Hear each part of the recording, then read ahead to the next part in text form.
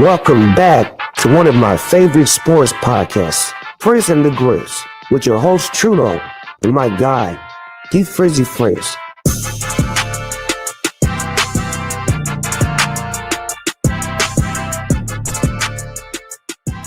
Hello and welcome back to Frizz and the Grizz. It's your boy Trudeau. Thank you for joining us live Tuesday, September 30th. You can catch us live on Facebook, YouTube, or Twitch.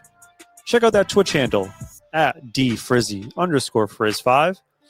And if you're watching us live now and you want to get the full show tomorrow, it is available on podcast, Apple, Spotify, all those good places. Remember, hook your boys up, show some love, rate, subscribe, review. Good show for you today. We're all here. We are back, both me and D. We had a big football weekend, both in the college game and NFL, so we're going to recap some football for you. Very excited to be back with y'all today. I'm a little bit out of the loop, but D will fill me in. D, what it do? What up, what up, what up? Happy Tuesday, huh? It's been a while since we've said that one. I know we keep throwing random days and times that we're going to be live and not, but That's we life. full-time, we full-time dads, full-time employees at work, shit happens. So we couldn't appreciate you guys any more for being here, whether we're live on Tuesdays, live on Mondays.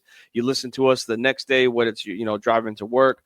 We wish we had a little bit more of a maintained routine schedule, but like Trudeau said, life literally happens. One night we have to worry about the family. The next night we have to worry about ourselves. And then there's random vacations that we take. So we not getting paid for this, but we love when you guys show up and talk trash with us. So keep doing that. Yeah, and typically we'll be here on Monday nights recording and podcast on Tuesday. Your boy had a vacation this past week, and I had a 10.5-hour drive on Monday back home. Ooh. Yeah, so I was not in the state of mind to talk anything Monday night. So 10.5-hour drive sounds like you were down in Maryland area, because I don't think you'd be going north. Yeah, Maryland area. Yeah, Look at that. Closer to you, man, than you were to. The place I went to is closer to you than I was to it. Let's just put it that way. Well, it's a 12-hour drive from here to Taunton. Maybe 11. So if you drove 10 hours, yeah. Have you ever been to Ocean City, Maryland? Are you familiar? Through, but not to it, no. Okay, yeah. We were in Ocean City, Maryland for the weekend. Went to a music festival. Nice. It was dope, man. It was called Ocean's Calling. You know what? I think at maturing as we get older, I think I'm somewhat more for long weekend vacations than week-long vacations. I guess it really depends where you go, but you're saying that you just went to Ocean View, Maryland this past weekend, Ocean City. 2 weeks ago, I told you we went out to Carolina Beach just for the weekend. It was a 3-hour drive, but we drove to the beach. We went on the beach. We went swimming. We were at a hotel that was right on the literally walked outside motel. You walked outside and your feet were in the sand on the beach. That's dope. And we just drove home. And so it's kind of better than a week-long vacation where you got to bring a whole bunch of shit. You got to go shopping. We just went out. We ate dinner. We had fun, and we came back home a couple days later. We both had Monday off, so I'm guessing you had Monday off yesterday? And today. I need a recovery day. You know what I mean? Yeah. Get my shit back together. It was one of the craziest, dopest experience. So I love music. I go to a ton of music festivals. I've done them all over the place. This one is vibing with nature. Truly unique. So I used to be vibing in the woods. This legitimately, D, was on the beach. Ooh. The stages are built on the sand in the beach, and you watch the shows on the sand. Literally the boundary of the festival, about 20 yards from the boundary is the water, the ocean. That's dope. Yeah, it was dope, man. It was such a fun time. And one of my favorite experiences of the weekend is do you know who Natasha Bedingfield is? No idea. You would know most of the artists on this lineup, you probably don't know, but if you heard the song, you'd be like, oh, I know that. Yeah. She has a song. Let me play it real quick. Okay. For you listeners. Yeah, you would know this. I can only play a few minutes of this. I probably have heard 100%. Unwritten, you heard the song? Yes. Yeah. Well, there's a line in the verse. It's just let the rain, feel the rain on your skin. And we were there on Saturday, and it was pouring. We were there in the rain, And when she just goes, "Feel the rain on your skin," Everybody's yes, like it made Feel the rain on your skin. No one else can Dog. feel it for you. Yeah, I know yes, like you don't know how that song hits when it's pouring rain at the concert. And everyone was miserable, and as soon as she says "Feel the rain on your skin," Oh, it's everyone's just perfect. 10,000 people are just like, "I fucking love this right now. This is amazing." So That's awesome. good time. And I shit you not, D. Like I told you, I was on the beach. I'm 2 days back from it, and I'm still getting sand out of my shoes. Yeah. That is the worst. Like I had to vacuum out Al's car because we took hers, and it was just like there's just so much sand So much fun. everywhere. We just have a designated spot in the garage for just all the beach shit because I'm not cleaning off this. We're just gonna use it next year. It'll just have sand on it ready for it. I do have a takeaway from the festival that relates to sports. Ooh, okay. So I'm a Tampa Bay Buccaneers fan. I have a new secondary team I love now. I'm an Eagles fan. Oh, you're an Eagles fan now. Okay. Good bandwagon jump on. There were so many Eagles fans on Sunday wearing Eagles gears. And the thing about I like about Eagles fans is they're fucking insane. Yes. And when they walk by each other, they just scream, "Go Birds!" Yeah. So Yes. all of Sunday, I had a couple of drinks in me. I'm just yelling at Eagles fans, "Go Birds!" And they're like, "Go Birds!" Birds, yeah. I'm just That like, sounds about right. I love this. The Eagles fans are awesome. Philadelphia, you guys have a bad rap for being crazy because you kind of are, but y'all are fun as shit. Good stuff. That is pretty dope. Also, they're pretty good, so I can be a bandwagon fan now. Fair enough. All right. So Let's let's talk some NFL. What's that? So you want to talk some football? Yeah, let's talk some football.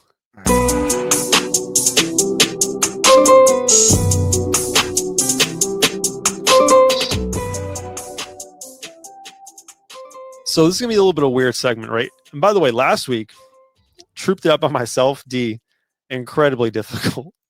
40 minutes talking to yourself in a void. And I think the worst thing is there's no feedback. So like you could feel like you're bombing a segment and you're like, I have no idea if I'm bombing.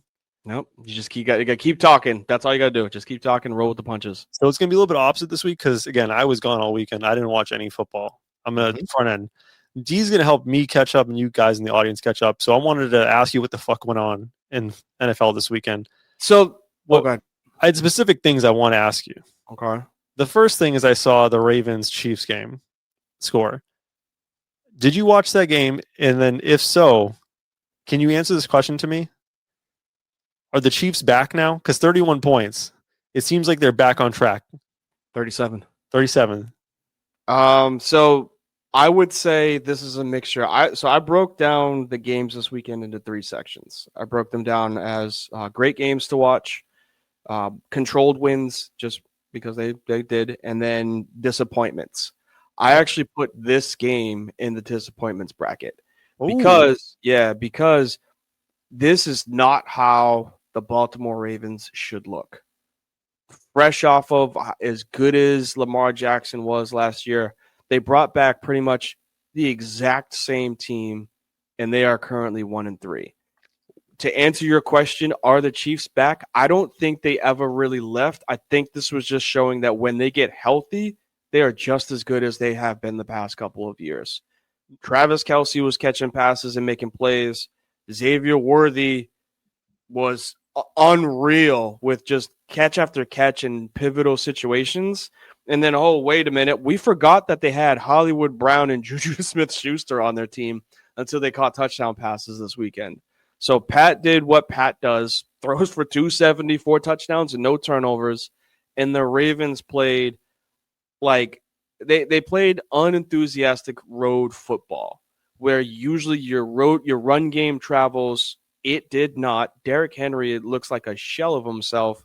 Lamar Jackson was checked down, Charlie the whole game. And then he ended up getting hurt in like the third or fourth quarter. So I would say I don't think that the Chiefs were never really in a spot where you say they're back. I think they're just getting healthier. Well, I wasn't questioning if they were back this week, right? My question was more like your level of belief in this team after seeing them play the Ravens, because there was a lot of doom and gloom after 2 weeks. And then they had, albeit a 10-point plus win against the Giants, still the Giants, right? That doesn't inspire much confidence. For me, with the Chiefs, like I gave them a a task last week when you were off, right? I said, listen, you get Xavier Worthy potentially back this week, which he came back and was impact. You get Rashid Rice back in week 7. Can you go 2-1 over the next 3 weeks to be 500 when you get Rashid Rice back? I didn't think they'd beat the Ravens. I thought that'd be a tough one. If they can win next week, and I think they have an easier opponent, I have to double check who they're playing. Jags this week. Jags are spicy. Yeah. But like, if you could get one against the Jags or one against the Lions, you're getting back to full strength, and you're 500. You're right in striking distance. Yes. So they are in a spot where, and this is where, unfortunately, being as good as you are, I actually thought about this over this weekend because of these games. When you are a really good team, the schedulers want to put you in nationally seen games, which means you're going to be playing harder opponents, right? Like, this schedule that the Chiefs have to start the season is brutal. Like, they started off with the Chargers, divisional game in Brazil or wherever it was, Sao Paulo. Like, that's not an easy game. It's not a home game. You know what I'm saying? You're traveling. Then you got the Eagles are spicy this year too. Yeah, they're not. I mean, well, we'll talk about them too at some point. But like, and then you got the Eagles, the reigning champs that just blew you out 6 months ago, bringing back their exact same team. And then you kind of have a little bit of a break when you play the Giants, although they look a little different now with Jaxson Dart. But then you got the Ravens. And then when you have a little bit of a chance to recoup with the Jags, you got the Lions after that. Like, their schedule is brutal. So if they can go 3-3, 3-4, 4-3, whatever it is post this Lions game, they're fine. They got the Bills, and then after the Bills, it's just division opponents and teams that are not that great right now. So the first 6-7 games, if they can escape at 500 or 4-3, good for them. They don't have to go into the playoffs with 2 losses because they got 15 out there. You just don't want to have to deal with them in the playoffs. Yeah, and on the flip side, you could say the same thing for the Ravens. Right? When you finish first in your division, you play the first place schedule, which means you play every other division first place team plus your own division, and then you play an additional division, all the teams. The Ravens started with Bills, Browns, which is divisional, Lions, and Chiefs. Like, that is a really tough start, which you can see how they got to 1-3. Under normal circumstances, right, we've seen the Ravens start poorly. I think last year, it might have been last year, started 0-2, start the season, and they rattled off a shit ton of wins after that. But now with Lamar's hamstring injury, like, it's looking bleak for the Ravens. And I think this week they're a home dog right now, betting wise. They're a 1.5 point underdog at home against a 1-3 Texans team. Like, that's bleak. Well, when your backup quarterback looks, who is your backup? Who came in? It was Cooper Rush. Rush came in. He's supposed to be. I mean, he was okay backing up Dak for a while, but yeah, you're shaking your head. You were right about Brown, so I'm going to give you this. Yes, I'm trying to tell you guys the difference between what your offense looks like with your starter and what it looks like with your backup. It is not even remotely close. The Cowboys just happen to have Cooper Rush and Dak Prescott, who might have been a little bit closer together from where they were at that point in time that Dak got hurt. And then what happened when Cooper played like 4 games? They're like, oh, wait a minute. Like, there's a big difference between Cooper Rush and Dak Prescott. So the Browning thing, it's like, yeah, you got those tools, but like, he may not be able to make those reads that Joe Burrow does. And same thing with Cooper Rush. That's the reason why they're the home underdog, is because of the quarterback. Everything else is the same. The offensive weapons have not changed. The defensive playmakers have not changed. They actually added more depth to their defense, but their defense is still it's like one of the worst defenses in the league, right alongside with the Cowboys. So you got a team like, the Houston Texans, who just won one of their controlled wins. Yeah, they just beat the Texans, the Titans 26-0. Like, CJ Stroud just needed a little bit of momentum, and they now have a running game. So I could 100% agree with the reason why they're the underdog going into this. Yeah, it's tough because a lot of times if you're, like, say, you're Cooper Rush with the Cowboys a couple years ago and you step in for Dak, you have studs around you, right? You had CeeDee Lamb. You have an excellent offensive line. You had some weapons to get the ball to. The thing that makes the Ravens special is, like, as far as their pieces offensively, no one's truly special. Like Zay Flowers is probably their best wide receiver, and I wouldn't describe him as a special guy. Yep. Like he's probably a number 2 in most offenses, right? So yeah, like Lamar elevates everyone around him in that Ravens team, and now Cooper Rush is stepping into a situation where there's no one else to elevate. Like the guy who he's stepping in for was the elevator. You're not running read option with Cooper Rush. No. When it comes to Derrick Henry. And the thing with Derrick Henry is you mentioned Derrick Henry being a shell of himself. Like I heard a lot of criticism today of Jim Harbaugh basically saying, well, why aren't you giving Derrick Henry the ball more?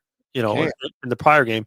The thing with Derrick is like he's an awesome running back, but he's not a pass catching back.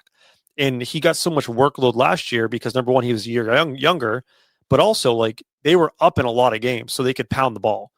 Justice Hill is that pass catching back. So like when they fall behind 2 scores and they have to try to dig out of a hole, they're not going to just keep pounding the ball with Derrick Henry. I get it. Like you want to be consistent to your game plan, but at a certain time you have to pivot and adjust.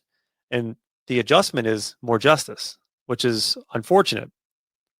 Yeah, I mean, you hit the nail on the head with that, unfortunately. And this is coming from a Derrick Henry fantasy owner. Like, if we're going to talk about the way that a game is supposed to go, if you look at just this game against the Chiefs, they were down 20-3 at one point.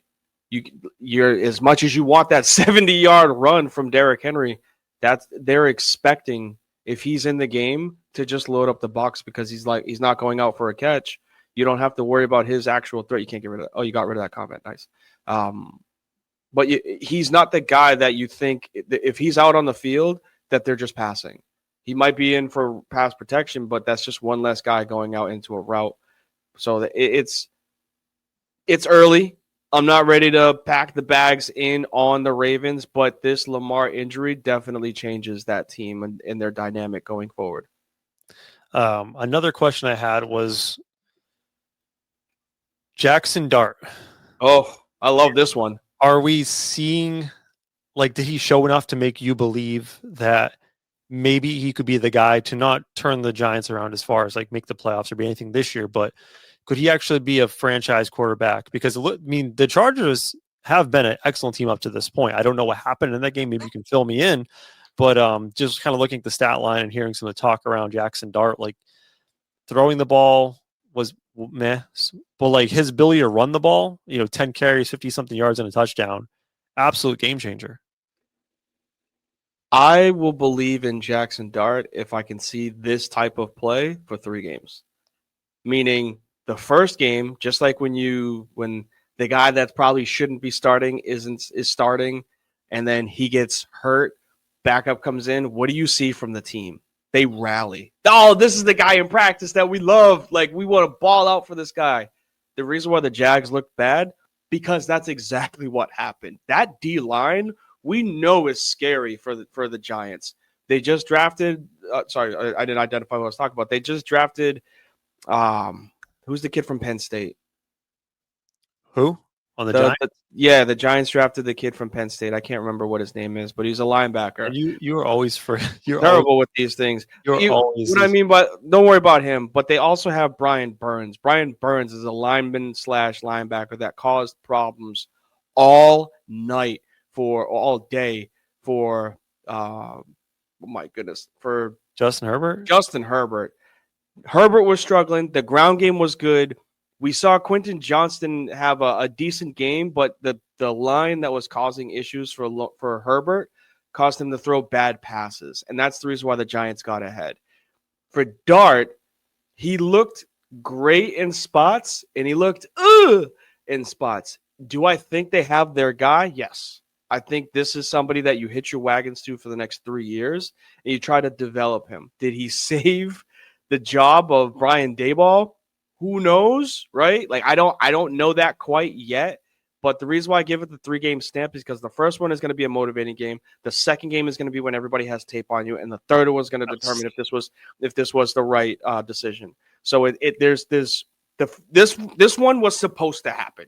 It was supposed to be a game where they're at home. The crowd was in it because the rookie was in. We're seeing what we got. They're excited. Now, next week, I don't know who they got next week, but next week is we got some film on. They got the Aints. Okay, they got us. we got some film on him. I mean, maybe they go 2-0 because the Saints are bad, right? But they have film on how he plays. So he's going to have to make adjustments in game. Kellen Moore is still a head coach in the NFL, so he has a way of scheming against the way that Jaxson Dart plays. That third game is going to determine if this was the right decision. Okay.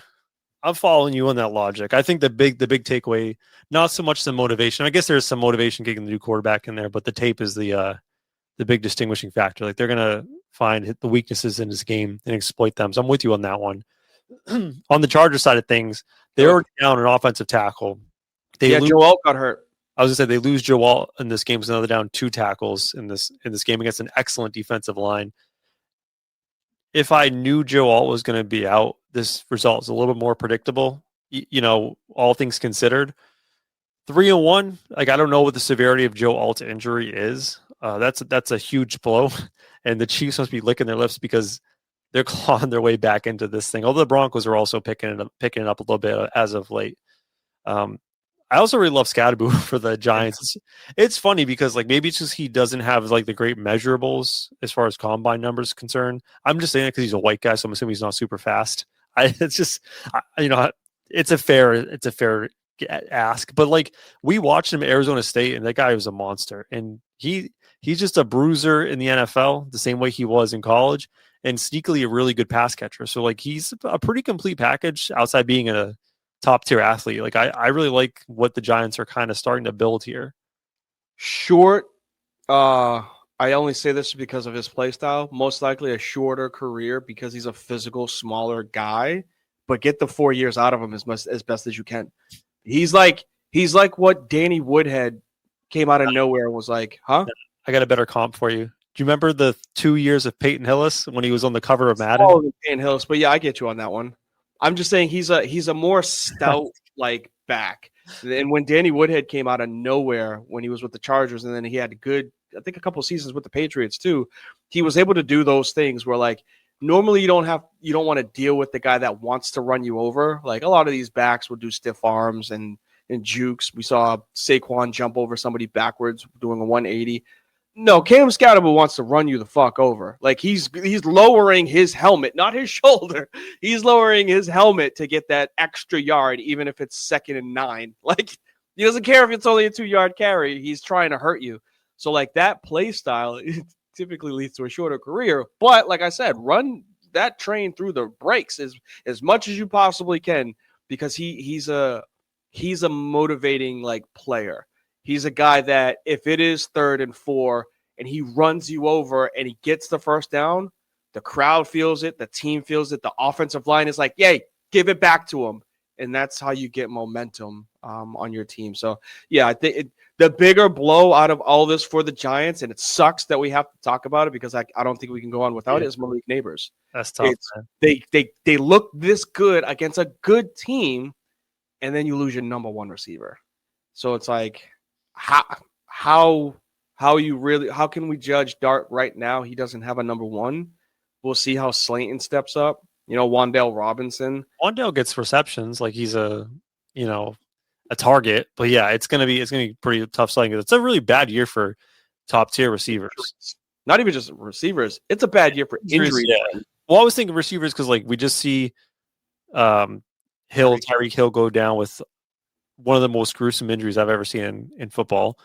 And then you see non-injuries, right? Jamar Chase, Jettas, like because of their quarterback situation, they were just MIA. Like it's a really off year for these guys. We put it like the top of the pedestal. And I love how we tried to find a comp for Cam Scadaboo when all we could do was throw out white running backs. Oh, another white guy. You can say Darren Sproles. But Darren Sproles was shifty. Darren Sproles was an animal, like as far as his acceleration. Mm-hmm. I had another one.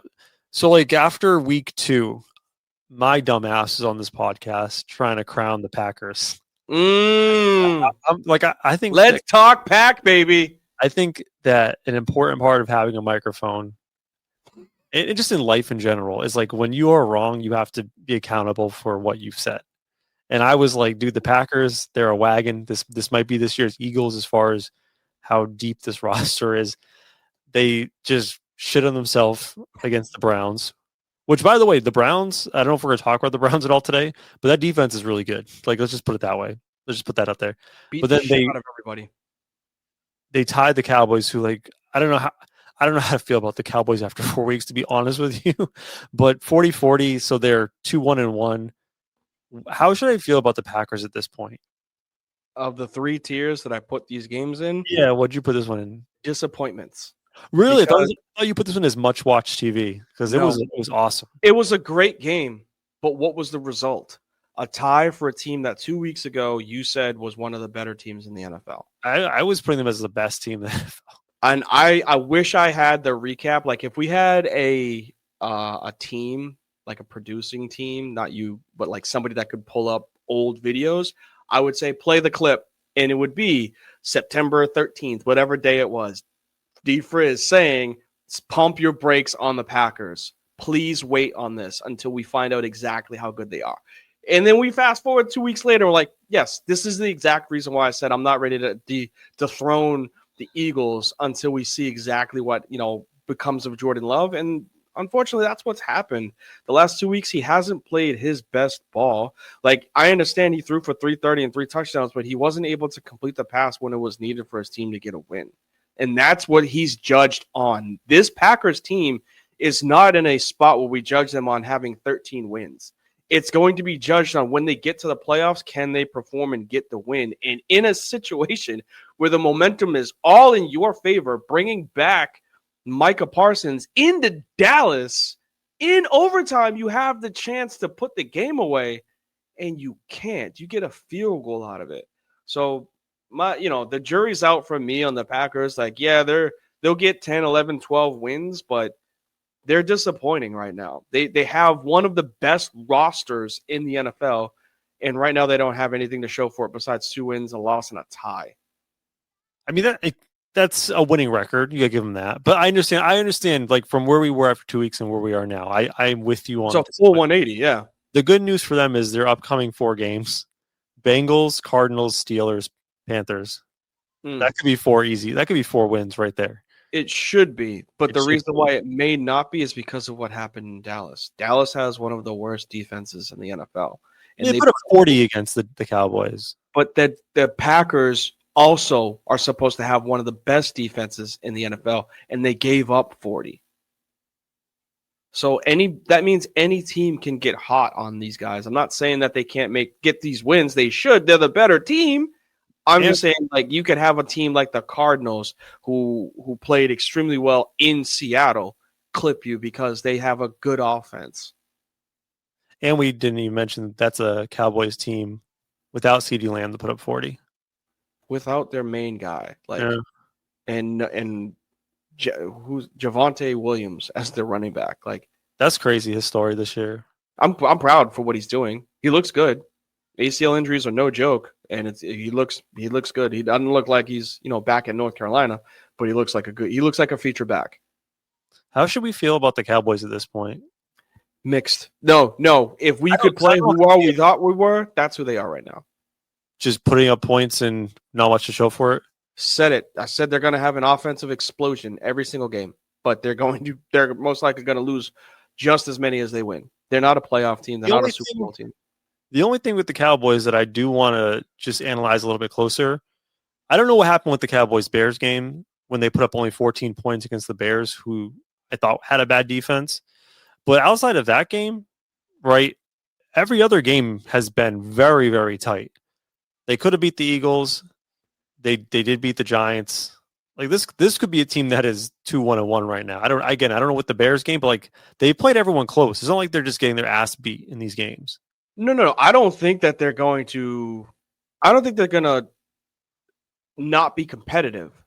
I just think that they're going to lose games that they don't have a major lead on because that defense is so bad that they're going to be playing catch up in either so many games or playing right alongside teams that you get these 35 to 30 games, 40 to 40, 24 to 20. Like, Giants Cowboys game was 40 to 37. And this was a Russell Wilson led Giants who looked like he was Seattle Seahawks throwing to old receivers. I don't even remember who they had back in the day. Doug Baldwin Like that's what Russ looked like that day. And then a week later, he got benched. I have another question for you. Sure. I don't know if I believe in this saying, but I'm going to say it anyways. The Colts, was that a good loss? Because they were 3-0. We thought they were pretty legit, but it's still the Colts, so I didn't know how to feel about them fully. Like, I wasn't fully drinking the Kool-Aid on the Colts after 3 games. They play the Rams, who I think we both think are one of the better teams in the league. They, with 8 minutes to go in the game, 9 minutes to go, had a 7-point lead on the road against the Rams. Mhm. Like, I know you don't want to get a loss, but to me, that almost makes me feel better about the Colts, the fact that they fought tooth and nail with the Rams throughout that game and in the fourth quarter had a touchdown lead. Like, it makes me feel more solid in my opinion of the Colts is like, oh no, this team is actually pretty legit and they can fight with the big dogs. There's no such thing as moral victories in the NFL. You are what your record says. That's fair. I would look at this as all the talk about Danny Dimes looks phenomenal, and Danny, what we call him, Indiana Jones, like he looks phenomenal. I think this just brings him back down to earth to be like, hey, let's tone it down. I know you gunslinger now because you got a little bit better of an offense around you. Yeah, you got 2 interceptions, but that's not because it was just like bad throw. Like, this defense is really good, and you have to take risks against a team like the Rams because their offense can put up points. So it's not like he can play conservative against Matt Stafford, right? He might be able to do that against Cam Ward and the Titans. You know what I'm saying? Can't really do that against the Rams because they're going to come after you. Like Jared Verse, I think is Jared is one of the craziest D-line linebackers in the league. Motherfucker wears number 0. No, number 8 as a lineman. You got to be special. You're a single-digit lineman. Like, just think about that. But like they cause problems, and because of that, I think he reverted back to Daniel Dimes. You know what I'm saying? Like, let's take a little bit too much of a risk, and it turned into turnovers. So the win for the Rams solidified that, yes, they are one of the league's best teams. The loss for the Colts showed that, look, you can play within your means, continue to hand the ball off to Jonathan Taylor. If Adonai Mitchell doesn't make Adonai Mitchell doesn't make that stupid fumble, who knows what happens? But it happened, right? And you have to respond post something like that happening for your team. So the Colts still look good. I'm not like writing them off. I think they could potentially, they may be able to win that division, right? It's well, them. The Jags now. Yeah, but we can talk about the Jags at some point. But we'll talk about Jags. They look good. Okay, I think the Colts have a chance of winning that division. And the reason why I can't say I believe in the Jags because I don't think they have an identity. Defense is our identity. Let's transition to the Jags because the Jags. It's weird because they're 3-1, but the vibes, like you did a vibe check on the Jags, it's not 3-1. Like the offense seems disjointed. Trevor Lawrence has been body language. I don't want to be the body language guy, but like he just doesn't seem to be in sync with his head coach. Brian Thomas Jr. doesn't seem to be super thrilled with what's going on. They're not utilizing Travis Hunter really well offensively. Like the offense doesn't seem like it makes sense. But they're still 3-1. It's mostly because that defense is actually fantastic. Defense is great in the run game. Surprisingly, with Travis Etienne, he looks good. And by the way, Tootin, I told you about Tootin. You did. I mean, he's not. And I don't know if it's Tutton or Tootin, but he's averaging 4 yards a carry with 20 carries. So like, let's make sure that we're not like making it seem like he's a just wait. He's pro. Going to take that backfield over at some point. Why would he right now? How could he? Travis Etienne is averaging 6 yards a carry on 394 yards. Like he's the bell cow that they expected him to be coming out of Clemson. It's just his running mate, being Trevor Lawrence, is throwing 58% and has 5 touchdowns, 4 picks. I haven't even accounted for his fumbles. So like that, like you said, the offense, when I pull up the tape for a Jags game, it's like, what the hell is going on? There's like a hierarchy. And I know you kind of like hinted at it with like the head coach and Trevor Lawrence, like that whole waving off thing, like on national television, you can't be doing stuff like that, like undermining if you're Lamar Jackson, that's one thing. If you're Josh Allen, Joe Burrow, Pat Mahomes.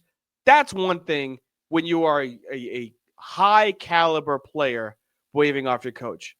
When your name is Trevor Lawrence, who was supposed to be as good as Peyton Manning, and you've been bottom 15 your entire career, miss me with, hey, the coach wants to make a decision. You're like, nah, fuck out of here. Like, it wasn't a, no, let's stay. It was, I don't care what you, like, it wasn't like, I don't care. And for those that aren't watching and just what I agree with Trudeau, he flipped him off. Like, that's essentially what he did to his coach. That's going to create internal issues when your guy that's supposed to be the leader of the team is like, I don't give a damn what you think. And now it's causing problems with, we don't want to call receivers divas, but like Brian Thomas Jr. was one of the best receivers in football last year. They brought in another piece to help him in Travis Hunter, and they don't know what the hell to do with him.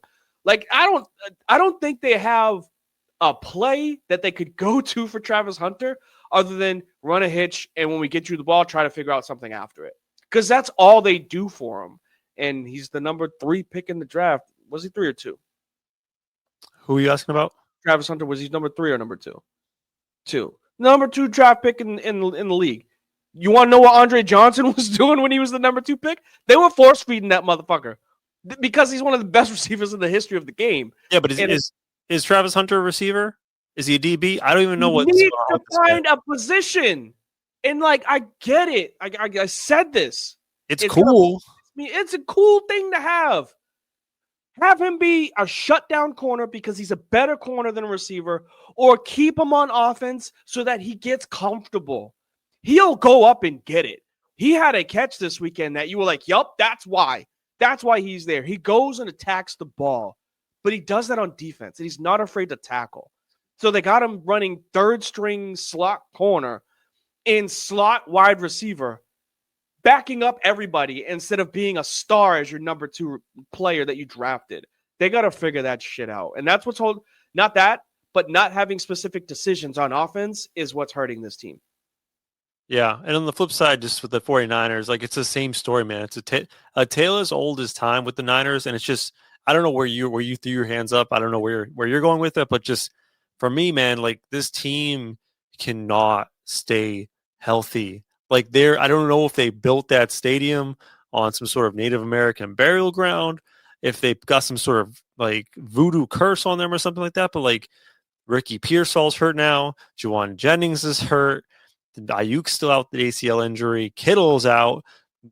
They got Purdy back, but he doesn't seem to be feeling great. So they might get Mac Jones back again next week on a short week on Thursday. Like, this 49ers team, they're 3-1, but they just can't seem to stay healthy, and it's been their downfall the past several years. I don't understand what's going on here. I hate the 49ers and their health. Like, it like genuinely pisses me off. Bosa got hurt too, didn't he? Oh yeah, I forgot to mention Bosa. He's done for the year. Like, it's insane how, and this is what the NFL is like, right? You have a short window, and you have to maximize that window. But just really quick, the crazy thing is, like, the injuries. Like, I'll give this to you, D. Right? There's certain players who just, like, you can check them off for 4 games a year miss. They're going to miss games. The guys getting hurt for the 49ers right now aren't guys that are always hurt, right? Like, I get it. Ricky Pearsall got shot and missed games. Like, that doesn't, you don't. I'm not making that joke anymore. Like, that was a fucked up joke when you did that the first time. How is that? It's what happened. I'm not saying that he's going out there and like drive-by shooting, but the man got shot and he had to miss football. I know. All right. But my point, I'm sorry. My point being, like, it's not like dudes we can just count out for games we miss. The guy that's always hurt is actually playing awesome. Yeah, and he can't be utilized enough because everybody else around him is getting hurt. So, like, you gotta. Like, Christian McCaffrey has played pretty good this year. And I said, I was like, he's been great. I'm going to stay away from him. But he's 50 yards receiving, 50 yards running with a couple of touchdowns. It's like, awesome. That's what you need from a Christian McCaffrey. He's not a 150-yard rusher. It just dawned on me that they have all these injuries, and we haven't had our yearly McCaffrey injury yet either. Like, that's going to happen at some point, too. At some point, he's going to be out. It's just part of it. But like I said, the 49ers team pisses me off with their injuries because they're not like, I'm hurt and I can go out there and play. It's no, they're injured and they're gone for like 4 weeks. It just continuously happens. So the 3-1 record, sure, it's cool to have. There's nothing that I can trust about this team, especially with Brock Purdy. He didn't have a foot issue. It was a shoulder, right?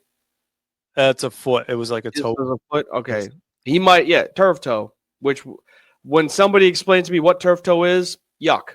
Like, I don't ever want that shit to happen. You know what it is? Yeah, I think you basically destroy the ligament in the toe. So if this is your foot and this is your big toe, there's a ligament that goes from here all the way to your calf. Let's say this is my calf. You rip that ligament. So when you push off, because the last thing that you push off of is your big toe, it shoots a pain all the way through your leg because you rip the ligament that connects your big toe to your calf. So when people think turf toe, they think it's a joke, and it's like, no, that's just as bad as an ACL injury. They need to come up with a new name for turf toe because it sounds like a stub toe. Yeah. But you're basically saying it's like a toe ACL. Essentially. Somebody, I can't remember who it was, but they put their foot on my microphone. They put their foot on the table, like, hey, there is a ligament that is connected from where your big toe is to your calf. So it's like you get a turf toe, you get a chance for a calf strain, Achilles tear, ACL tear. It's like, okay, that's pretty goddamn serious. It's not just I stubbed my toe and it feels funny. No, like you can't explode off of that foot without a ripping pain going through your entire body. Can I ask you a question? Sure. The NFC West, all of these teams have a winning record or a 500 record. Let me finish this point. Niners, Seahawks, Rams 3-1, and the Cardinals are 500. Is there a more fraudy division than the NFC West? Because I don't trust the Niners at all because of health. I don't trust the Seahawks. They've played some bad teams. I can't trust Kyler Murray. The only team that I can look at and be like, oh, yeah, that team's going to win the division is the Rams. Fraud is because of the records, yes. Because the most questions that they have – no, you said fraud. But the most questionable division is the NFC West. Because the only team that I could look at and be like, yeah, I trust that they'll continue this, it's the Rams. Everybody else is, well, I guess they just got hot the first quarter of the season, but we'll see them cool off eventually. And I want to ask about one more division because this is going to segue into the next question I had, and we'll get to the gambling picks after that. Who the fuck's going to win the AFC North? I don't know. The Steelers are 3-1. I don't trust them because their quarterback is Aaron Rodgers. The Bengals are 2-2. We'll talk about the Bengals in a second. The Ravens 1-3 now without Lamar. That felt like the safest lock is like Ravens win the NFC North and the Browns. Someone has to win that division. Like I would love to say the Ravens because like we love Lamar and that team's been excellent. But like at this point, I don't know. Like someone's got to win it. Who's winning it? T?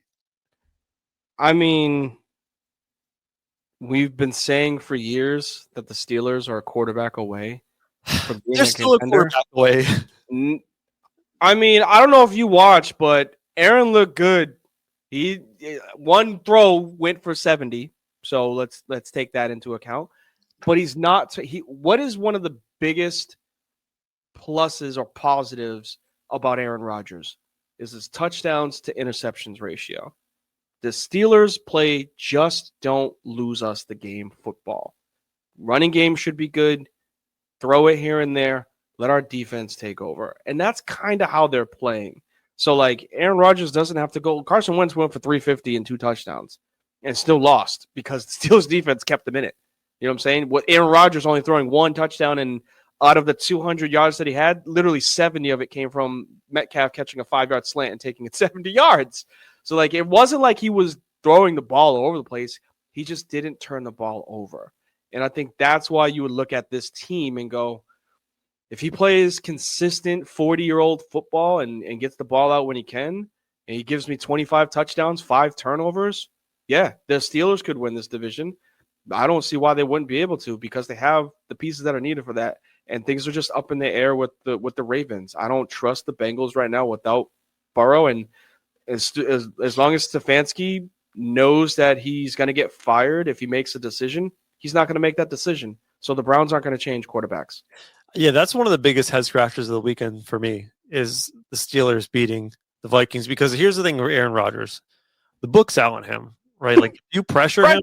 That's all you got to do. For him, he's not going to do anything dumb. He's going to, like, basically throw it away and just like, don't hit me, please. Oh God, no.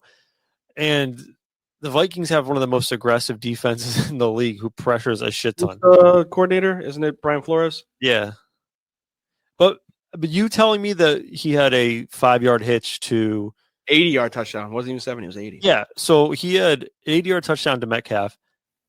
He had 200 total yards passing, meaning that without the 80-yard touchdowns, he had 120 yards passing.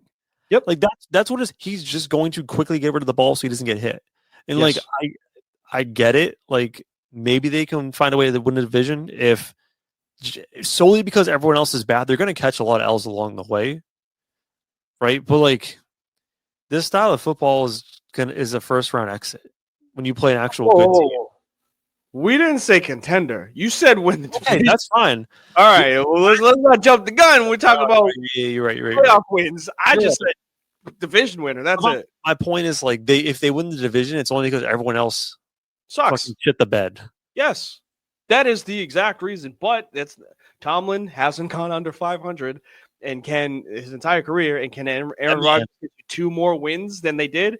If that's the case, they went 9-8 last year. That makes them 11-6. How is that a bad season? What's that? That man can coach his ass off. Yeah, for lack of talent, he gets the most out of that talent, the most in the NFL. Very similar to Bill Belichick. Get the most out of your players. So with the Vikings dropping this game and Carson Wentz throwing 2 picks, are we ready to stop faking the JJ McCarthy injury now? Did you hear that conspiracy? No, but I'm all for it. The conspiracy, and I think it's people say it tongue in cheek. Like I don't think people actually believe it. I'm sure there's some true believers that they're going to milk the JJ McCarthy injury because he looked so bad in the first couple games. Good. They're like, no, just just take your time. Don't worry about it. Like he's like, Coach, my ankle's fine. No, we just want to make sure. Like couple more weeks. Just watch. I believe in Wentz. I do. I don't understand How can you not believe in a company like this? Man was an ACL injury away from winning an MVP and a Super Bowl. Like if Nick Foles, the Philadelphia fan base does not give enough credit. The NFL does not give enough credit for what Carson Wentz was before that ACL injury. That team was a wagon, and that team went on with Nick Foles to put up 40 points against the Patriots in a Super Bowl victory. Carson Wentz was going to be the up-and-coming like Patrick Mahomes type of player at that time. Do I think he's had a bad rap since? Absolutely. Is he in a spot where he can resurrect his career a la Baker Mayfield? Yes, because he has a good team around him. Baker Mayfield just needed to be put in the right spot, and that right spot was 2 games in Los Angeles. But you're saying this with what? You're comparing Baker Mayfield, who was with the Jets and the Browns, to poor Carson Wentz, who was with what organization? The Eagles, who had a good enough roster to win a Super Bowl. That's crazy. I'm saying he hasn't been the same since an ACL injury, dog. What are we talking about? I'm saying he now has a spot where he has a chance. He wasn't going to play when he was backing up Patrick Mahomes because I think he was in KC a couple of years ago. But the Baker comparison, because Baker was because he has a chance to take over a spot, and maybe he gets a starting job somewhere of a bridge team and helps them win. Like Baker Mayfield was playing D lineman for the Carolina Panthers, and then he stupid, and then he goes and plays 1 game with the Rams, and the Bucks go, damn, you look good. Look what just happened with Sam Darnold. He is now a starter in Seattle because of what he did with the Vikings. So how can we not say that the skills the reason I'm not saying they're a Super Bowl contender. I'm saying I could believe in Carson Wentz getting you where you need to go, which is when JJ McCarthy went down, you go, oh, the season's over. No, the Vikings can compete in that division against the Packers and the Bears. It's going to go to the Lions, but they could compete because they have the tools, and Carson Wentz can be that quarterback. I believe in it. I'm not saying that everybody has to. I'm not trying to flip the script on making people believe it. I just think that he could do that. Can I just throw a couple last little points out and tell me how much you hate them or love them? Sure. Number one, you're absolutely right. The Bengals need to call all 32 NFL teams, all 31 NFL teams, and try to get someone in as a new quarterback because Jake Browning is absolutely tanking this thing for the Bengals. Number 2, I think the Patriots are closer than we think. And I think that they have some really critical pieces in place. I like Drake May. I think he's the real deal. Mhm. They're just like stupid ass mistakes cost them the Steelers game. They could be 3-1. I think this team, if they clean some shit up, they could be closer than we think. I'm ready to put the fork in Bryce Young. I think it's just cooked, man, at this point. I don't see it. Like, it's just another disappointing year. We're finishing up year 3. Maybe he has a Baker resurgence somewhere else. I don't know. And one more thing I wanted to throw out there. Oh, this is for you, D. D, do you get any joy in moral victories knowing that your Saints are 3-1 against the spread this year? No. No, because I said it. I said it at the beginning of the season. They will compete against every team that they play, but they will not win. It'll always come down to like a last-minute drive that they just won't be able to execute, which did happen. At the last 3 weeks, that's happened. The Saints have had the ball with a chance to go up against the Bills, and they ended up having, I think, a turnover on downs, and the Bills scored on one play and put the game away. Are they still starting Rattler? Yes, and they should. Chuck doesn't belong on the. That's how bad he is. There's no talk of like, should we get the rookie in? Like other teams that have the rookies on their bench, is it time for us to do it? There's no talk of that. It's no Spencer Rattler is the quarterback. What do you guys?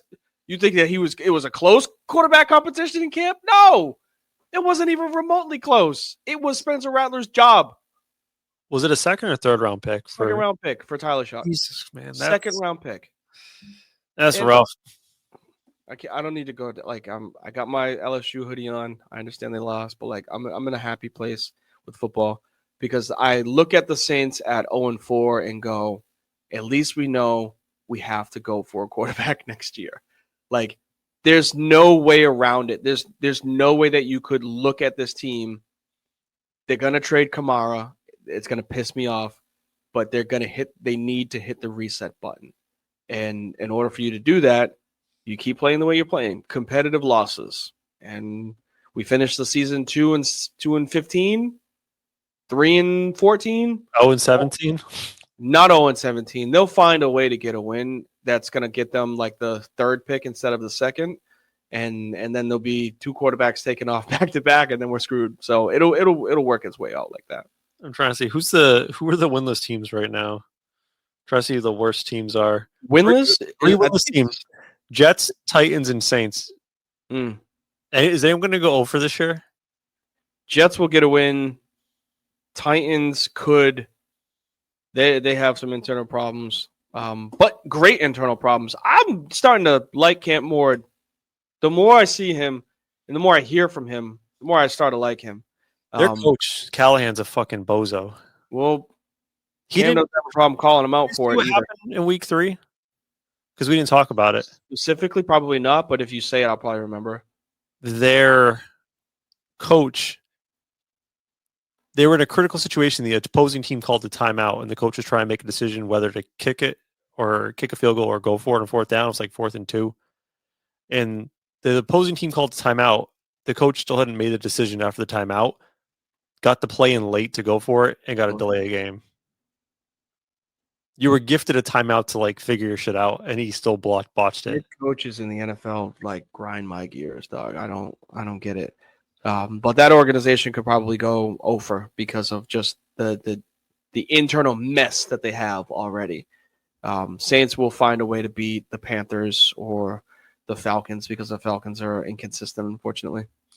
They're good at home. I don't know they're just awful on the road or something. I don't know what's up with the Falcons. The Lions of the South. I heard a crazy stat the other day about the Falcons, which happened last year too to them.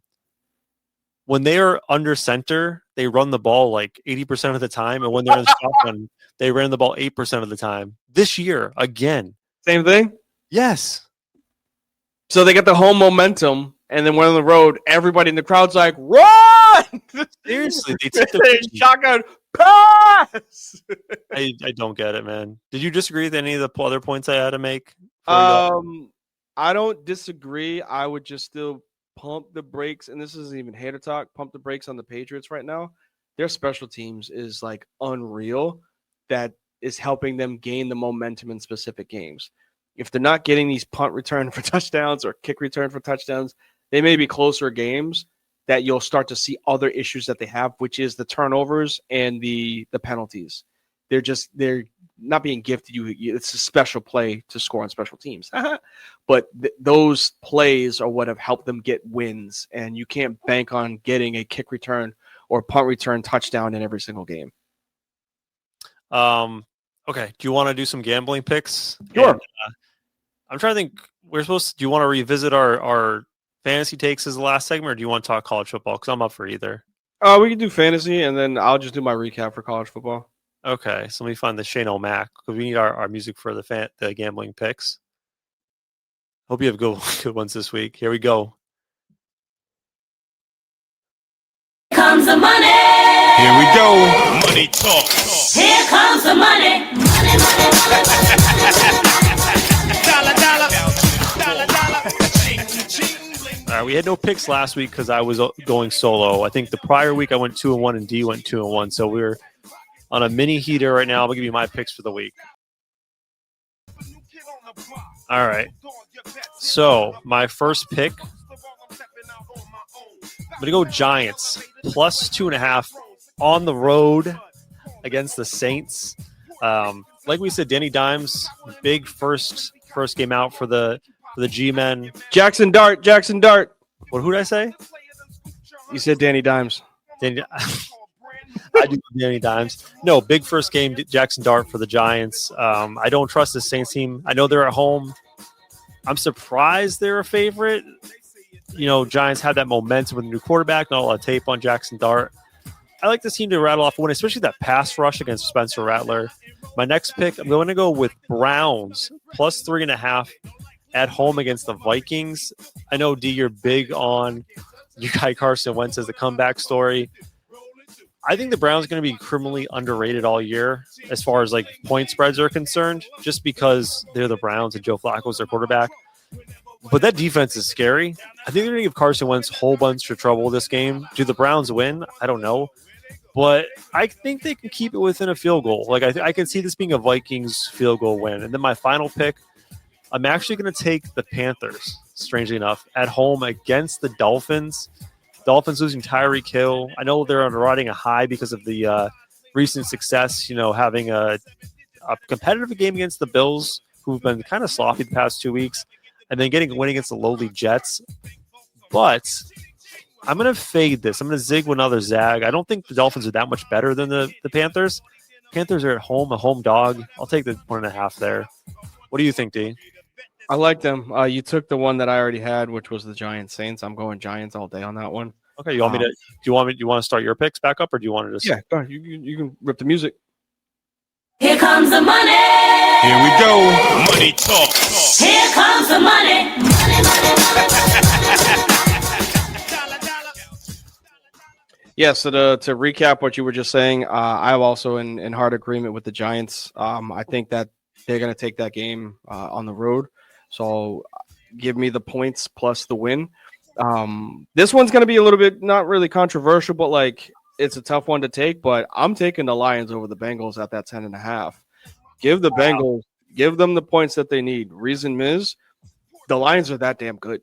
Their offense is really damn good. The Bengals defense is really damn bad, right? Amon-Ra St. Brown is going to catch 10, 12 catches, and Jamison Williams may catch 1 for 60. And then you have Jahmyr Gibbs. That's Jahmyr Gibbs. I said Jamar online too. You're going to have Jahmyr Gibbs that takes 1 for 60 yards for a touchdown.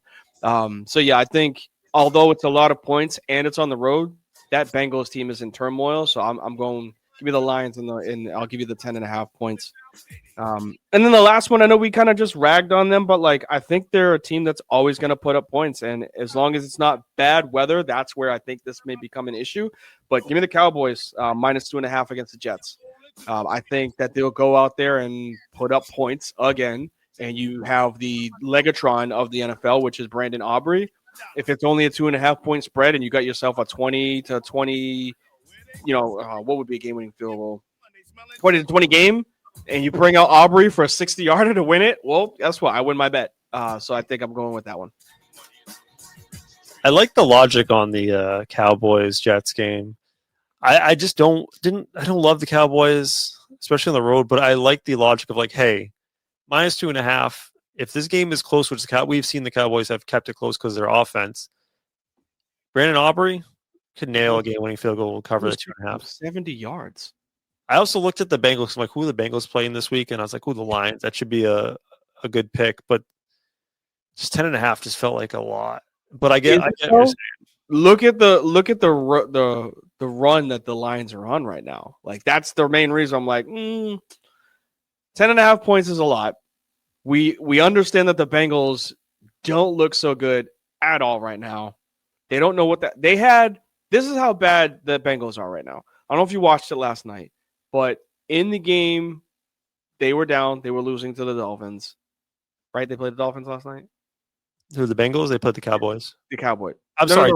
They played the Broncos. Think of another. They played the Broncos last night. They were down. They were losing the game. It was 4th and 2 with 4 minutes left. And they punted. They've given up. It's 4 games in. They're not fighting to try to win the game. They punted so that the Broncos could take 3 nail downs. It was like we were watching a Madden game. And they were like, hey, we conceded defeat. So, like, there's nothing that I would look at on the side of the Bengals that means that they're going to come out and be inspired to play football. And the Lions the last couple of weeks, 52 against the Bears, 38 against the Ravens, 34 against the Browns. Like, they're getting 30. I just don't think that the Bengals can get 20 to keep it close. I think it's Zach Taylor is their head coach. Yes. I feel like he's out of there.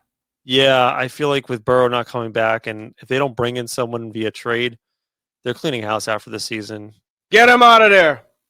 The Bengals are in a shit situation, too. That cap situation with the top 3 guys on offense. They're probably going to lose their pass rusher this year, Henderson. They wanted to pay T. We wanted T to get paid, but look what it does to your team. Yeah, it's can't even pay a goddamn backup quarterback. The Bengals are going to be the ultimate what-if team. We're going to look back on them in 10 years and be like, man, what if, like, whatever? Like, they had a shot to win the Super Bowl. What's the old saying? Don't take it for granted because you might never get back. It might be the Bengals. I'm hoping that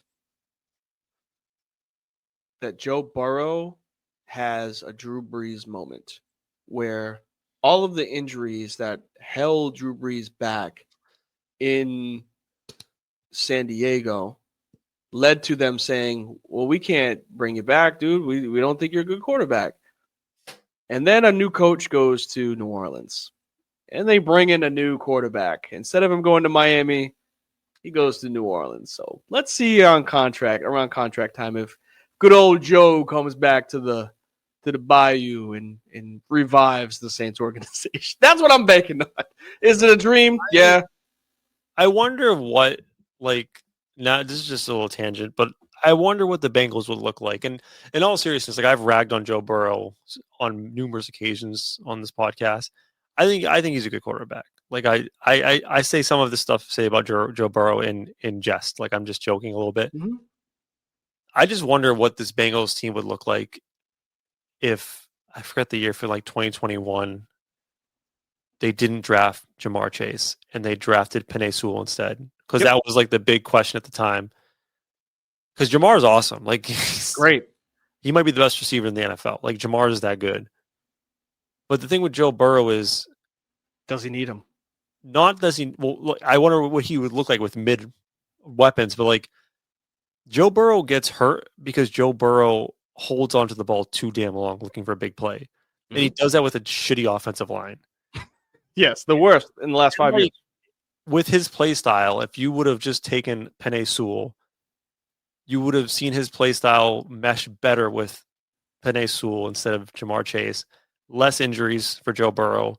This thing could look completely different, but he's not going to change. What makes him special is his ability to be fuck it, we ball. I'll take it. I'll take the hits. But ultimately, that's what his undoing is. Yep, it is, and it's hard to watch QB1 go down year after year after year, unfortunately. And he's not going to win a ring, and that's why I'll continue to just dog on him for no reason. Of course. All right, last segment, we'll get out of here.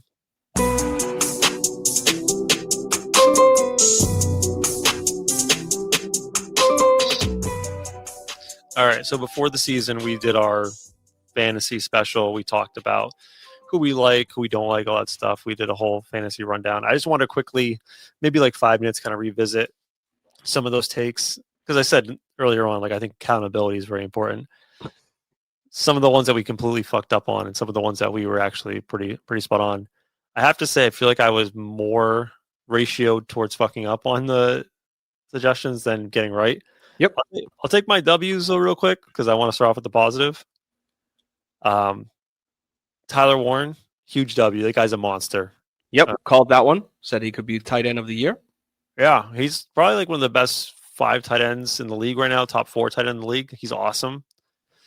I'll take my victory lap on fading Derrick Henry and fading Saquon. Like, Saquon's still good, but he's not producing like he was last year. Like, there's no doubt about it. The carries got up with him. And Derrick Henry, again, like 31 years old. Like, he's just not the same back as he was before. I'm trying to think of any other W's that I actually had that I feel proud of. Can't think of them right now. Do you have any W's you want to take before we go over where we completely missed? I mean, it's tough for me to go back because I don't even remember the takes that I had for those. For me to remember who I was talking about being good or could have been good, we missed on. Oh, I was high on Trey Harris. He hasn't seen the field. Wide receiver for the Chargers, so I know I missed out on that one. I know a joint take that we nailed. Matthew Golden.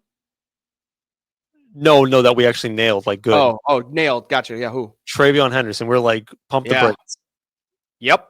He's trying to tell you, Patriots fans. You were like, he's going to be splitting carries with Ramondre. And then people are like, no, that's garbage. Ramondre sucks. He's not going to see the field. If you look at the carries, it's 50-50.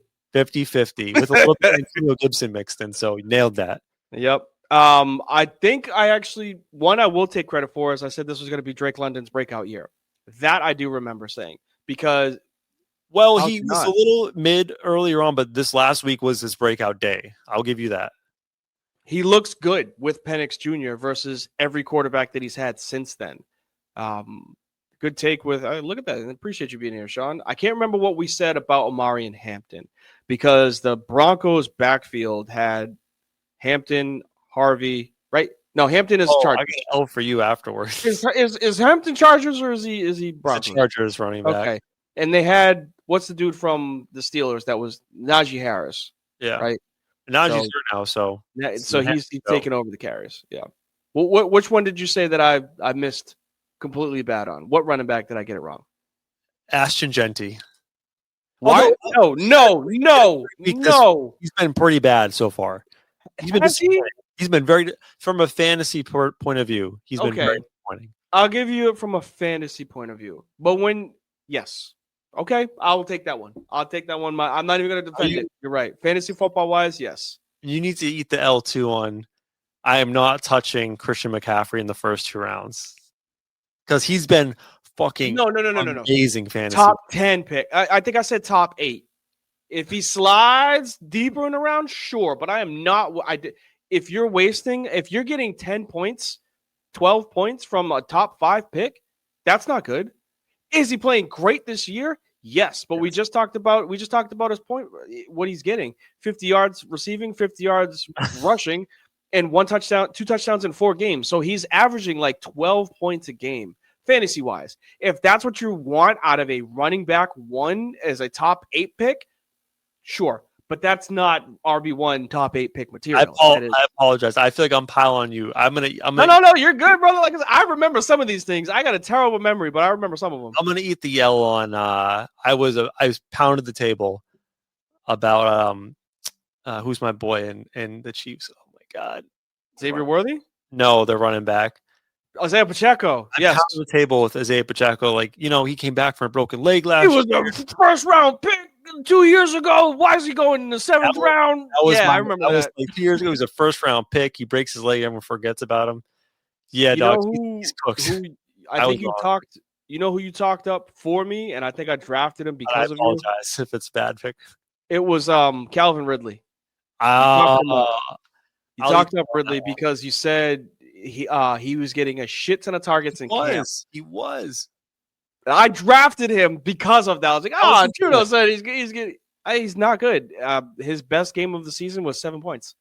I just hold on hope for him. He's got a chance. I'm not saying we're ranking in the first 4 games. If Yeah, you're gonna give me the L for other that. people, I'm gonna give you this one. I'm trying to think who else. I'll take the L on James Cook. I was like, hey man, he's producing with extreme efficiency last year. James Cook, touchdown dependent, and what's he doing this year? Touchdown dependent. James Cook, he's like, it can't hold. It's gonna fall off, and he's been awesome. He's still touchdown dependent. Yeah, but he's like a top 5 running back in fantasy right now, and I'll take the L on that one. I was wrong. You know who we've been kind of off on, and I don't know if it's like anybody said that it was like spot on, but like I think we kind of underrated it. Travis Kelce. We keep calling him old. I'm not saying that he's like he's not Tyler Warren. I don't think he's getting it like 15 to 20 a game and like 20 targets and maybe 15 targets. But like Kelsey's been solid. I think he's like a tight end 5 right now, where he's getting you like 10 a game. You can't be mad at that for that offense. And tell you the truth, he may only get better as Rashid Rice comes back. Who knows? Like he may finish in the top 5 for tight ends this year in a position that is extremely difficult to judge. Like I know Kraft is up there. He's good. It's probably has Bowers been good? I'm trying to think if Bowers. Yeah, Brock Bowers has been the best. I would say Brock Bowers has been awesome in fantasy. Tucker Kraft, Tyler Warren, has the younger guys. Anybody that's not 25 or younger. And Trey McBride's been good. Yeah. Well, he's still younger. Yeah. I think he's younger. Good. The people that are 25 or 26 or younger are probably eating. Everybody else that has had a name, no. they're done. Ooh. I'm taking a huge W. Okay, I'm ready for it. You did. Yes. You fucking nailed that one. Although I hurt though now, right? No, he's good. He's fine. Okay. He's been awesome for the Bucs. So I was big on like they love this kid in Tampa, Emeka Buka, like draft him. He's been fucking awesome. At the same time, I was also big on Matthew Golden, and he's been dreadful. Yeah. Although, is it his fault? Is it Matthew Golden's fault that he's dreadful? No, I think it's the Packers' fault. Yeah, they just spread the ball. There's just so many receivers on that team. Romeo Doubs is now the number 1 there.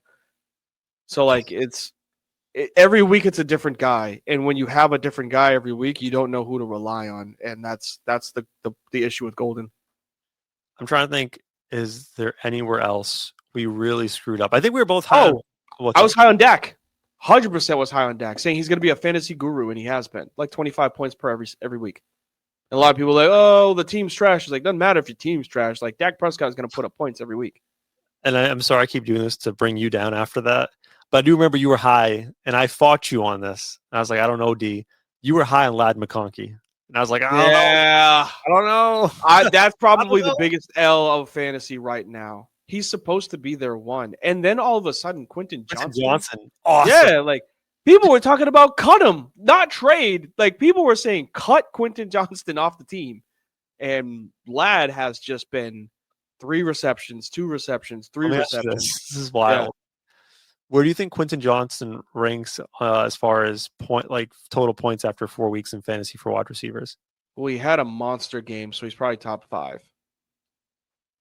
Yeah, he had a one. I think it was week 2. It was either week 2. Well, I mean, you got to look at like the mean versus like the actual I guess average. Mean. Yeah, like the variance. The variance was the variance was like one game he went off for like 40. So like. Let's make sure that we bring that in there too. Yeah, that's fair. I think we both with Jonathan Taylor were like, I don't know, man. I don't want to touch this Colts offense. There wasn't anybody on the Colts offense that you could go for. Michael Pittman, we said that don't trust. He hasn't done anything as a receiver. He's been all right. He's actually been solid this year. I have him on my team. If you're talking about you have him as a flex, getting you 8 points a game, sure. Wide receiver 3. Michael Pittman is the number 1 on the Colts offense. He's the number 1 receiver. So like he can't be giving you wide receiver 3 production as the number 1 option on the team. I think those were some of the highlights of as far as like our takes are either really spot on or completely wrong. What's your records in your leagues? So I play you would like this. I play a median. So like you can get 2 wins a week or 2 losses. Oh yeah, I remember you saying that, yeah. So I'm 4-4 right now. I started 0-4 and I've won the past 2 weeks. I literally my team, every guy I have has been completely disappointing. Mm. Like we're talking T. Higgins, disappointing. Tyreek Hill, not great. His leg's not great. My running backs, fucking drafted the Chiefs running backs. I was so high on him. That was a complete mistake. Xavier Worthy, his arm's been broken off. Kyron Williams, I was like high on him, and he's been fine. Yeah. Like just disappointing. I do have Javonte Williams, which has been like a Great good surprise. And you said it. You're like, you like to draft the same people in your leagues. It's like, I'm about consistency. Devon A-Chain has been really good this year. And I have him in 2 leagues. I'm 4-1 in 3 leagues and 2-2 in the other. So we're 3-1. Sorry, 3-1 in 3 leagues and 2-2 in the other. So look good. Is there no better feeling in fantasy just like by just randomly being like in the 15th round, or in my case, an auction, just like doing a $2 bid on a guy like, fuck it, I don't give a shit. Like, this guy's going to suck anyways, but I need to fill up my roster and getting like a Javonte Williams out of nowhere. Yeah. Just like, what? Where did he come from? Yeah, he goes from being like a potential flex bench player to your starter. Yes, that's what I thought Tracy was going to be. I was high on Tracy, missed that one. You said he got hurt, so I understand. But I was very high on Tyrone Tracy. Like, oh, he's the number 1 back there.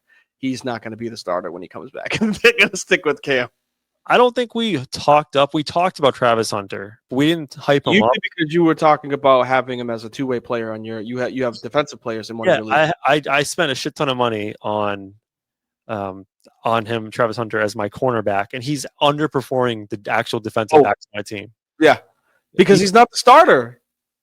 He's a slot corner on dime packages. Jacksonville doesn't know what the hell to do with him, and it's so bad. So yeah, I think we got some right, from the preseason. I think what the disappointing thing is about our preseason picks about fantasy is the things we got right were the players to fade. We didn't get the ones right to be like, yeah, draft this guy, he's going to be awesome. Because the guys we said to draft, stay away from. Yeah, the guys we said to stay away from were correct. The guys we said to draft were incorrect. So basically, we just named off players that all sucked. Very true. So if you guys are in a spot next year when you need to make sure that you want to stay away from drafting people, if we say the name of our podcast, yeah. If you hear the name here on Frizz and the Grizz, just don't draft them. Don't draft them. You'll do great next year.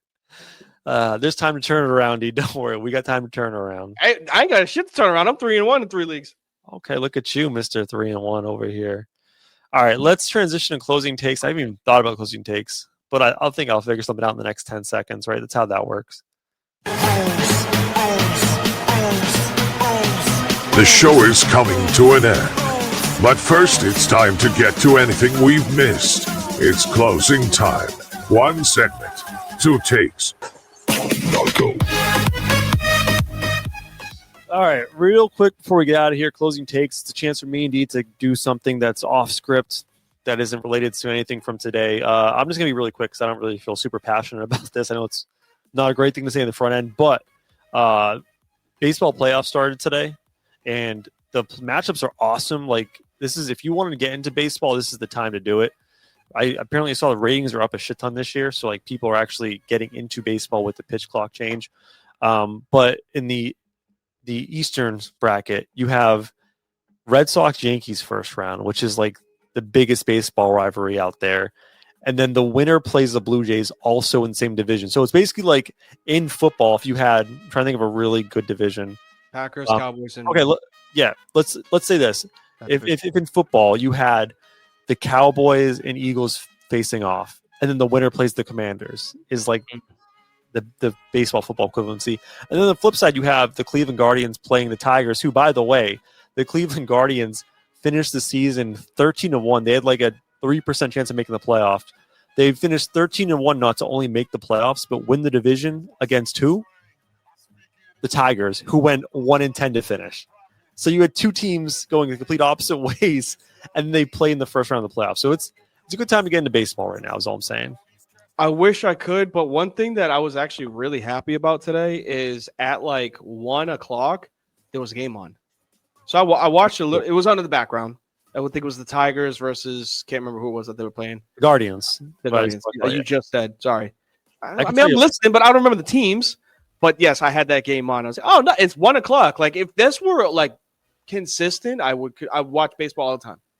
But well, you always tell me you catch at the beginning of the season when they have those like early games. Early games, you'll watch them. Yeah, but when it's like 6 o'clock, brother, I'm busy. I'm not searching for a baseball game. I'll tell you that.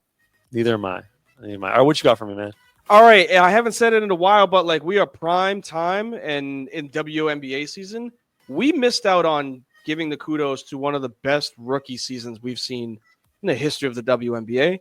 We talked about, and this isn't the bring one person down to build another one up.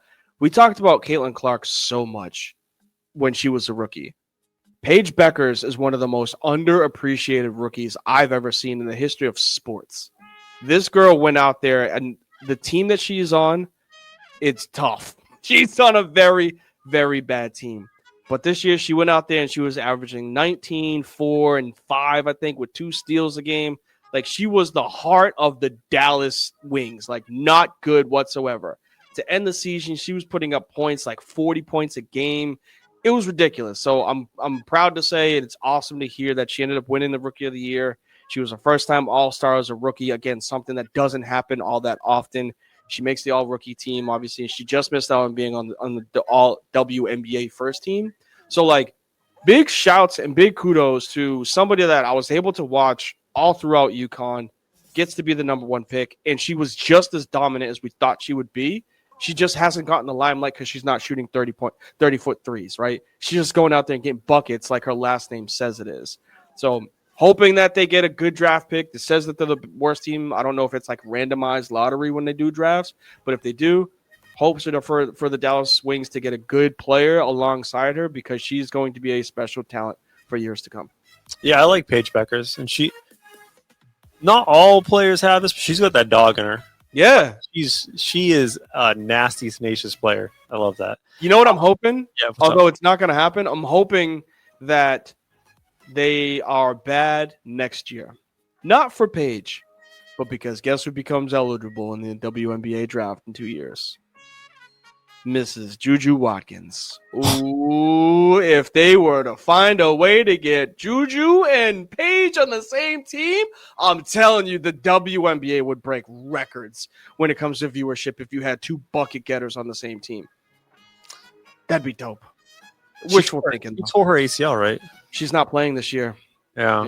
She put it a post on social media saying that she's not going to rush the recovery. ACL injury, obviously. Yeah. She's not going to rush the recovery, and she's going to sit the year out.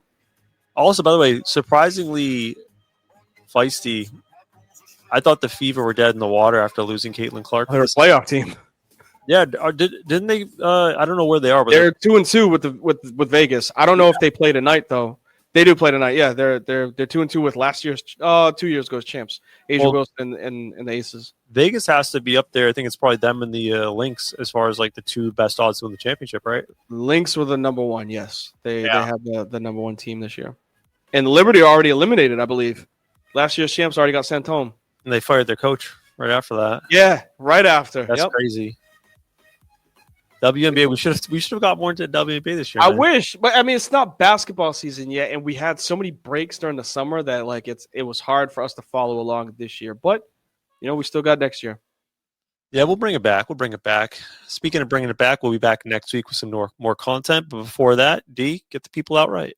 Oh man, it was cool to see that there was some people in here chatting. We appreciate you, big dog. GBA love when it comes to Sean that was out here. And y'all viewers that were out here on Twitch, you guys were watching us on YouTube, watching us on Facebook. We could not appreciate it anymore. Like we say, I wish we had a little bit more consistency behind the schedule. We're gonna stick to Mondays as much as possible, but life happens. We are full-time dads, full-time husbands, and full-time workers at work.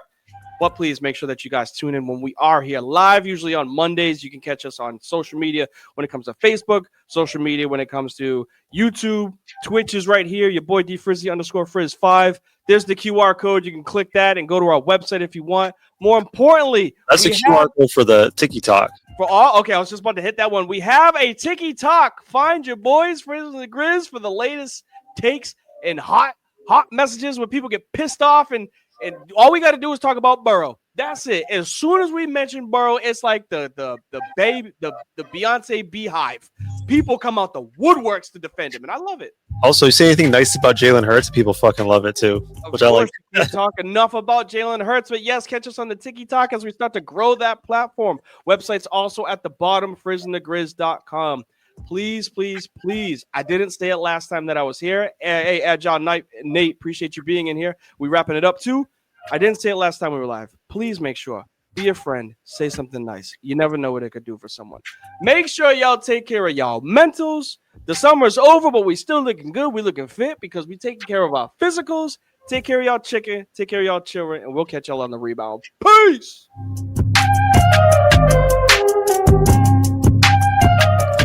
Now, D, I usually pick the closing thing. I don't like what you're doing. I usually pick a random, but I got to do one special closing one for my boy. Oh, pour one out for him. Pour one out. Pulling out for my guy, Mike Gundy. He's a man. He's 40. Come after him. And they did. He got fired. So one last one for Mike Gundy. Get him out of there. Should I retire the sound after this? No, we still got to play it. Just, RIP each time we do. RIP Mike Gundy. He's not dead, but his coaching career is dead. Where are we at in society today? Come after me. I'm a man. I'm 40. I'm not a kid.